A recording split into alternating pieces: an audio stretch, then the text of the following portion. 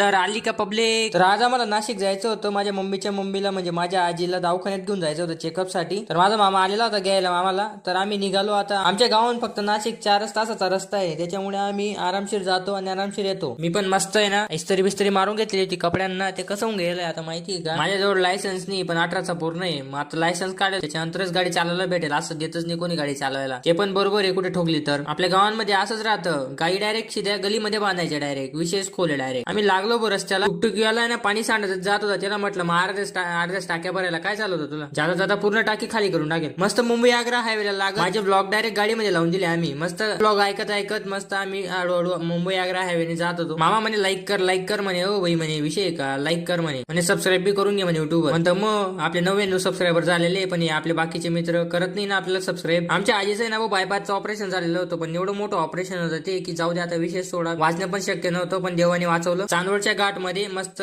घुमत फिरत एक नंबर घाट आहे बरं चांदवडचा, पण विशेष खोल आहे चांदवडचा घाटचा. एवढं आहे पण रेंज राहत नाही. तुम्ही म्हणाल व्हिडिओ कॉल करू कोणाला, विशेष सोडून द्या. इथं व्हिडिओ कॉल बी लागत नाही, काही लागत, रेंजेस डाऊन राहते डायरेक्ट. आता हे मंदिर कसं काय कोरले असतील. हे देवीचं मंदिर होतं, हे डायरेक्ट दगडांमध्ये कोरून बनवलेलं होतं. किती छान आहे. मी जेव्हा बी जातो ना नाशिकला तेव्हा मला एकच डाऊट पडतो, हा खरंच किल्ला आहे का काही दुसरं आहे, तेच समजत नाही मला. तुम्ही सांगाल का मला कमेंट मध्ये. तुम्हाला तर माहिती नाशिक सिटी ग्रेप सिटी म्हणून ओळखली जाते. वाईन जाता जाता सापडले आम्हाला द्राक्षे